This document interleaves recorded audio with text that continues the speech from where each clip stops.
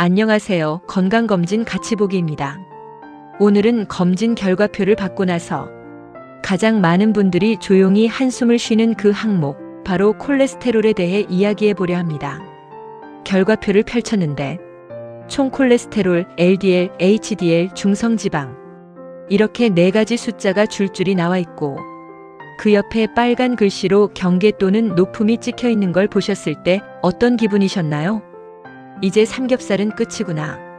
달걀도 못 먹겠네. 운동을 더 해야 하나, 뭘 먹어야 하나. 이런 생각이 한꺼번에 밀려오셨을 겁니다. 그런데 솔직하게 말씀드리면 콜레스테롤은 지금까지 많은 분들이 잘못 이해하고 계신 부분이 정말 많은 항목입니다. 기름진 거 끊으면 된다는 말, 절반은 맞고 절반은 틀립니다. 오늘 영상에서는 콜레스테롤 결과표를 제대로 읽는 법부터 시작해서 음식과 운동 중 무엇이 진짜 먼저인지, 그리고 시니어 세대에서 특히 중요한 포인트까지 정확하게 오류 없이 정리해드리겠습니다. 아직 구독 안 하신 분들 지금 바로 구독 버튼 눌러주세요. 건강검진 결과표를 같이 읽어드리는 채널 건강검진 같이 보기입니다. 시작 전에 꼭 말씀드릴 게 있습니다. 오늘 영상은 이상지질 혈증을 진단하거나 치료법을 안내하는 영상이 아닙니다. 이미 콜레스테롤 약을 드시고 계신 분들은 절대로 임의로 중단하거나 조정하지 마시고 반드시 담당 의사 선생님과 상의하셔야 합니다.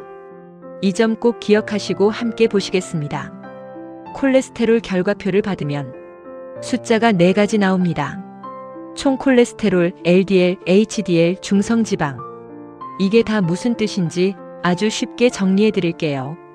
먼저 콜레스테롤이란 무엇인지부터 아셔야 합니다.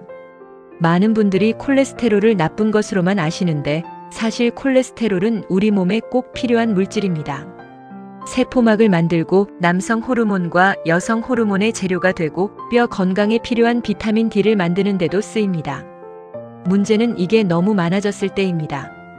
특히 혈관벽에 쌓이기 시작하면 동맥경화, 심근경색, 뇌졸중으로 이어질 수 있어서 관리가 중요한 겁니다. 그러면 4가지 항목을 하나씩 보겠습니다. 첫 번째, 총 콜레스테롤입니다.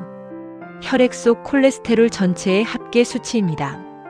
200mgdl 미만이면 적정, 200에서 239mgdl이면 경계, 240mgdl 이상이면 높음으로 분류됩니다. 그런데 중요한 게 있습니다. 총 콜레스테롤이 경계로 나왔다고 해서 무조건 나쁜 건 아닙니다. 뒤에서 설명드릴 HDL, 즉 좋은 콜레스테롤이 높아서 총 콜레스테롤이 높게 나오는 경우도 있거든요. 이럴 때는 오히려 크게 걱정하지 않아도 됩니다. 그래서 총 콜레스테롤 하나만 보면 안 됩니다. 두 번째, LDL 콜레스테롤입니다. 흔히 나쁜 콜레스테롤이라고 부릅니다. LDL은 간에서 만든 콜레스테롤을 몸 곳곳에 배달하는데 이게 너무 많아지면 혈관벽에 쌓여서 동맥경화의 주요 원인이 됩니다. 한국지질동맥경화학회 기준으로 LDL은 이렇게 분류됩니다. 100mgdl 미만이면 적정, 100에서 129면 정상, 130에서 159면 경계, 160에서 189면 높음, 190 이상이면 매우 높음입니다. 그런데 여기서 꼭 알아두셔야 할 것이 있습니다. LDL의 목표 기준은 사람마다 다릅니다. 고혈압, 당뇨, 흡연, 비만, 가족력처럼 심혈관 위험 요인이 많은 분일수록 LDL을 더 낮게 유지해야 한다는 기준이 적용됩니다. 반대로 위험 요인이 없는 건강한 분은 130 정도여도 크게 걱정하지 않아도 됩니다. 그러니 LDL 수치만 보고 판단하지 마시고 내가 가진 다른 건강 상태와 함께 봐야 합니다. 세 번째, HDL 콜레스테롤입니다. 좋은 콜레스테롤이라고 부릅니다. HDL은 혈관벽에 붙어있는 나쁜 콜레스테롤을 끌어다가 간으로 가져가서 없애주는 역할을 합니다. 쉽게 말하면 혈관 청소부입니다. 그래서 HDL은 수치가 높을수록 좋습니다. 기준은 이렇습니다. 60mgdl 이상이면 좋은 상태, 40에서 59 사이면 보통, 40mgdl 미만이면 심혈관 질환 위험이 높아집니다. 특히 여성분들은 에스트로겐 호르몬 덕분에 폐경 전까지는 HDL이 남성보다 높게 유지되는 경향이 있는데 폐경 이후에는 수치가 떨어질 수 있어서 더욱 신경 쓰셔야 합니다. 한 가지 중요한 사실, HDL을 올리는 약은 없습니다. 오직 생활 습관으로만 올릴 수 있습니다. 이게 왜 중요한지는 나중에 또 설명드릴게요. 네 번째, 중성지방입니다. 중성지방은 음식으로 섭취한 칼로리가 제때 소비되지 못하고 지방으로 쌓인 것입니다. 150mgdl 미만이면 적정, 150에서 199면 경계, 200 이상이면 높음, 500 이상이면 매우 높음으로 분류됩니다. 중성지방의 특징이 있는데 알코올과 탄수화물에 매우 민감하다는 겁니다. 기름진 음식보다 술 한 잔, 밥 한 공기, 과일 한 접시가 중성지방에 더 큰 영향을 줄 수 있습니다. 그러니 검진 전날 술을 드셨다면 중성지방이 평소보다 훨씬 높게 나올 수 있습니다. 결과표를 볼 때 이 점도 같이 생각하셔야 합니다. 자, 이제 오늘 가장 중요한 질문입니다. 콜레스테롤이 높게 나왔을 때 음식부터 바꿔야 하나요? 운동부터 해야 하나요? 정답부터 말씀드리겠습니다. 둘 다 해야 합니다. 하지만 어느 것이 더 중요하냐고 묻는다면 상황에 따라 다릅니다. 그리고 많은 분들이 생각하시는 것과 달리 음식만 바꾸면 된다는 접근은 생각보다 효과가 제한적인 경우가 많습니다. 이유를 설명해 드리겠습니다.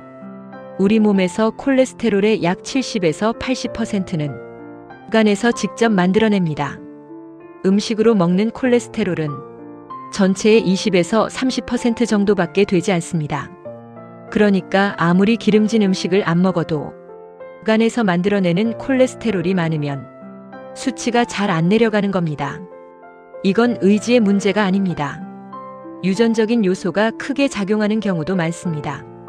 평소에 건강하게 드시는데도 콜레스테롤이 높게 나오시는 분들이 계신 이유가 바로 이겁니다. 반대로 기름진 걸 많이 드셔도 콜레스테롤이 정상인 분들도 있습니다. 이 또한 유전자와 개인 차이 때문입니다. 그렇다고 음식 관리를 안 해도 된다는 뜻이 아닙니다. 다만 음식만으로 해결하려는 접근보다 운동과 함께 병행하는 것이 훨씬 효과적이라는 겁니다. 그러면 음식 관리에서 진짜 중요한 게 무엇인지 보겠습니다. 많은 분들이 콜레스테롤을 낮추려면 달걀을 끊고 삼겹살을 먹지 말고 새우나 오징어도 피해야 한다고 생각하십니다. 하지만 최신 영양학 연구에서는 달걀 자체의 콜레스테롤 섭취가 혈중 LDL 콜레스테롤을 높이는 효과는 예전에 알려진 것보다 크지 않다는 방향으로 바뀌었습니다. 물론 이미 콜레스테롤이 높으신 분들은 한국지질동맥경화학회 권고에 따라 하루 콜레스테롤 섭취를 300mg 이내로 줄이는 것이 여전히 권장됩니다. 그런데 실제로 혈중 콜레스테롤을 더 확실하게 올리는 것은 포화지방산과 트랜스지방입니다. 포화지방산이 많은 음식은 삼겹살, 소시지, 베이컨, 버터, 치즈, 생크림, 코코넛 오일 같은 것들이고 트랜스지방이 많은 음식은 마가린, 쇼트닝, 팝콘, 도넛, 감자튀김, 크루아상 같은 것들입니다. 이 두 가지를 줄이는 것이 달걀을 끊는 것보다 훨씬 중요합니다. 그리고 중성지방을 낮추기 위해서는 탄수화물과 술을 줄여야 합니다. 흰쌀밥, 면, 빵, 과자, 과일 주스처럼 정제된 탄수화물이 중성지방을 높이는 주범입니다. 반대로 LDL을 낮추는 데 도움이 되는 음식들은 잡고기나 귀리 같은 통곡물, 채소와 해조류, 등푸른 생선, 올리브유 같은 불포화 지방산, 그리고 콩류입니다. 특히 등푸른 생선에 들어있는 오메가3는 중성지방을 낮추고 HDL을 높이는데 근거가 있는 식품입니다. 고등어, 꽁치, 정어리, 참치를 주 2에서 3회 드시는 것이 도움이 됩니다. 이제 운동 이야기를 해볼게요. 결론부터 말씀드리면 콜레스테롤 관리에서 운동의 핵심은 유산소 운동입니다. 2025년 11월 발표된 최신 연구 분석에서도 유산소 운동은 LDL을 평균 약 5%, 중성지방은 3에서 4%, HDL은 4에서 5% 개선하는 효과가 가장 일관되게 입증된 것으로 확인됐습니다. 반면에 근력 운동만으로는 LDL이 잘 떨어지지 않는 경우가 많습니다. 물론 근력 운동은 근육량을 늘려서 기초대사량을 높이고 장기적으로 도움이 되지만 LDL을 낮추는 직접적인 효과는 유산소 운동보다 약합니다. 가장 효과적인 방법은 유산소 운동과 근력 운동을 함께 하는 겁니다. 세계보건기구 WHO와 국내 지침에서 권고하는 운동량은 이렇습니다.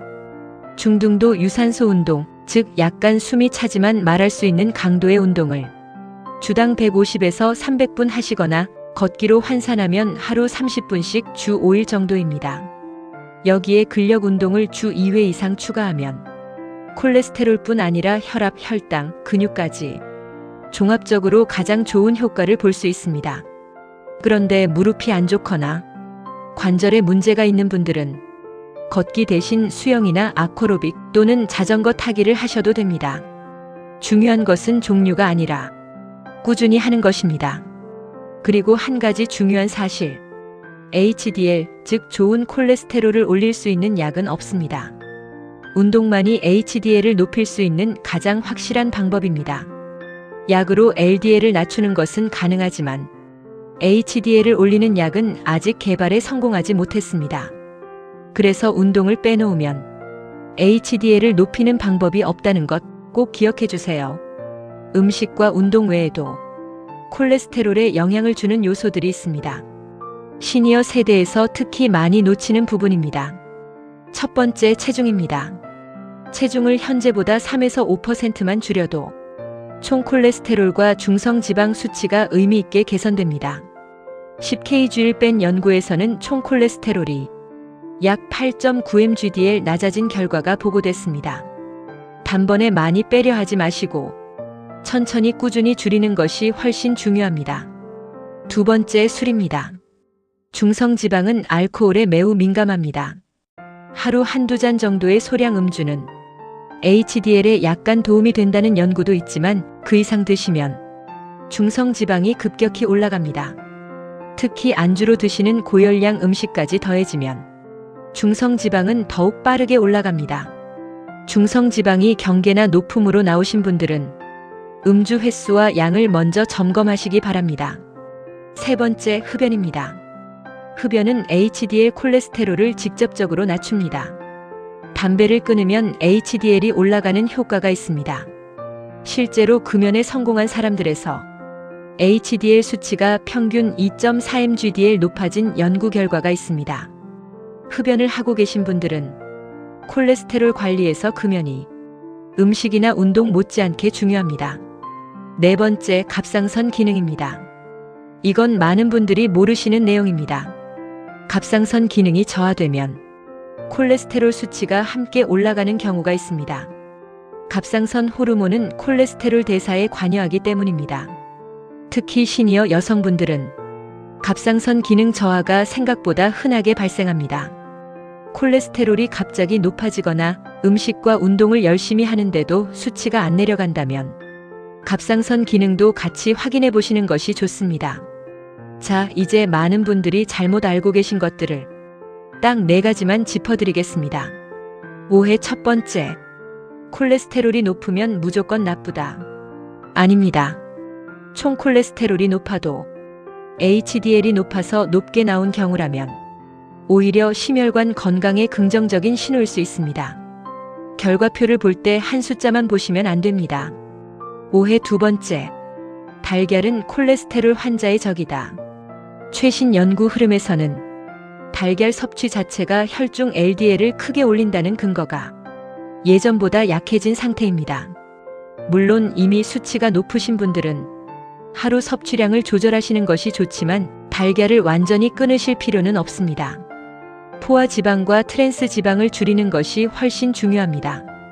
오해 세 번째, 운동하면 LDL이 바로 떨어진다.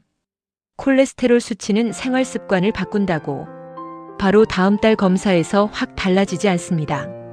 삼성서울병원 기준으로는 생활 습관 개선 후 적어도 2에서 3개월 뒤에 재검해봐야 효과를 가늠할 수 있습니다. HDL의 경우는 12주 이상 꾸준히 유산소 운동을 해야 의미 있는 변화가 나타납니다.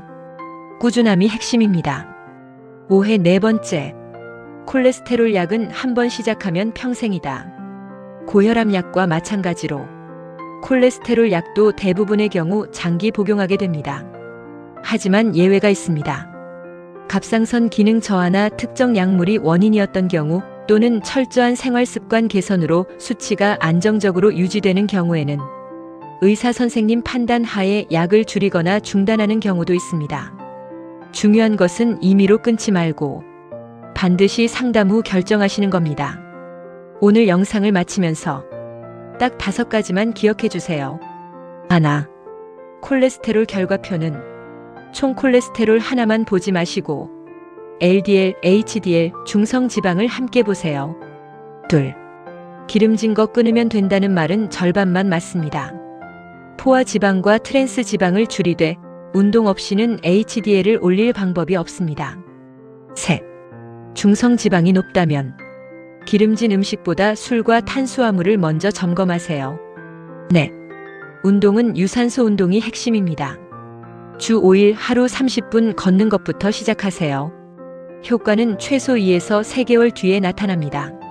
다섯, 음식과 운동을 열심히 하는데도 수치가 안 내려간다면 유전적 요인 또는 갑상선 기능 문제일 수 있으니 병원 상담을 받으세요. 콜레스테롤은 무서운 숫자가 아니라 관리해야 할 신호입니다. 오늘부터 하나씩 바꿔나가시면 됩니다.